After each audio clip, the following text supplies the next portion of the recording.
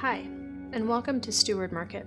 In this video, we'll walk through how to build a strong buyer profile.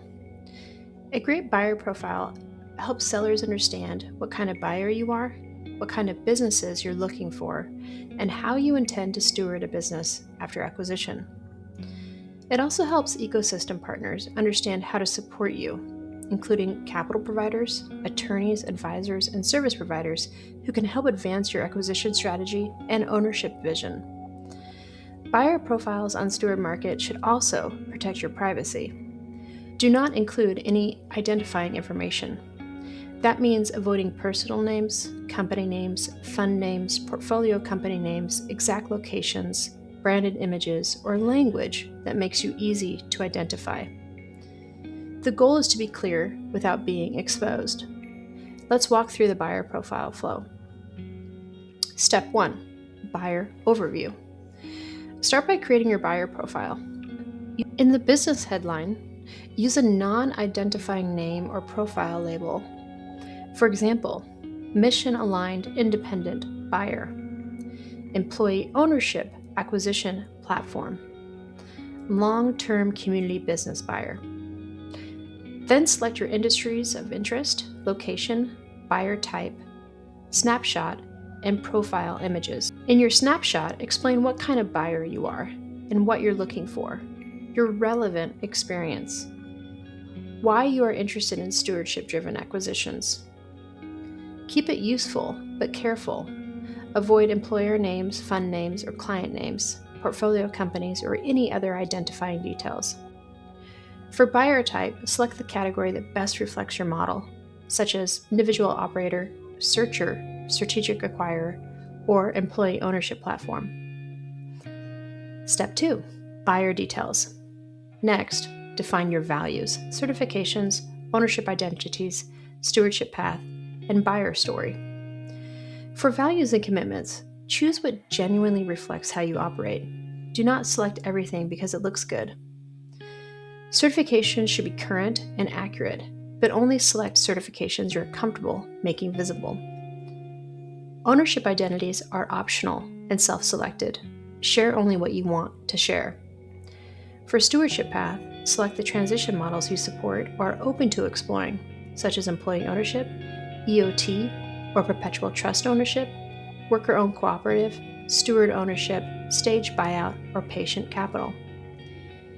These signals help sellers evaluate fit. They also help ecosystem partners understand whether their expertise aligns with your goals.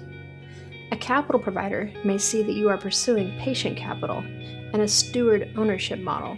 An attorney may say that you're interested in a worker-owned cooperative. An integration advisor may see that you're focused on culture or mission continuity. Then complete the written fields. Use mission and vision as an acquirer to explain why you want to buy businesses and what you hope ownership makes possible. Use our culture and people to describe your leadership style, team approach, or the culture you intend to build as an owner. Use our intent as stewards to explain how you plan to protect or strengthen a business after close. Use our experience as buyers and stewards to share relevant acquisition, operating, investing, leadership, or community experience without naming specific people, companies, or deals that you may have been involved in before. Sellers and partners don't need your full identity up front. They need clarity, credibility, and enough context to decide whether there may be a fit. Step 3. Capital readiness. Capital readiness is one of the most important fields in a buyer profile. It explains how prepared you are to fund a transaction. Are funds committed? Are you lender-backed, investor-backed, still assembling capital? Open to seller financing or creative structures? Be honest, but avoid identifying specific banks, investors, funds, or capital partners. Sellers use capital readiness to assess whether you are credible. Capital partners use it to understand whether they may help fund or structure a deal. Attorneys, advisors, and service providers use it to see whether you may need lender prep, investor materials, transactional structure, diligence support, or financing strategy. Then select the stewardship models you actively support. These are the ownership and governance pathways you support or are open to, such as long-term private ownership, employee ownership, worker cooperative transition, or hybrid stewardship models. This helps sellers understand what kind of ownership future you may be able to support. It also helps ecosystem partners understand where they can plug in. For example, an employee ownership advisor may see ESOP interest. An attorney may see trust ownership or steward ownership. A capital provider may see long-term private ownership or hybrid models that need thoughtful financing. Next, select your stewardship objectives. These are the outcomes you hope to protect or advance through acquisition. They might include community impact, family succession, protecting employees and culture, certification continuity, or patient capital. These choices help sellers understand what good ownership means to you. They also help partners understand how to support your vision, whether through capital, legal structure, governance design, integration planning, or post-close operations. Next, set your transaction preferences. You'll select preferred transaction type, preferred deal structure, target revenue range, target EBITDA range, target employee range, target transaction timeline, and intended hold period. Choose what actually fits your capital, operating capacity, and strategy. For intended hold period, be clear about your time horizon. Are you thinking 3 to 5 years, 10 years or more, or indefinite ownership? Time horizon matters.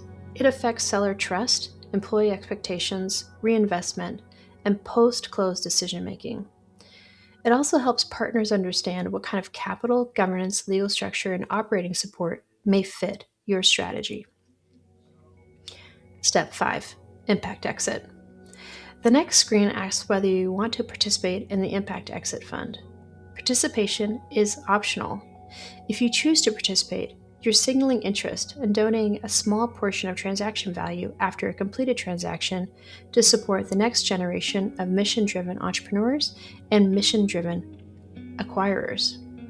There is no obligation and no pressure. Yes or no are both valid.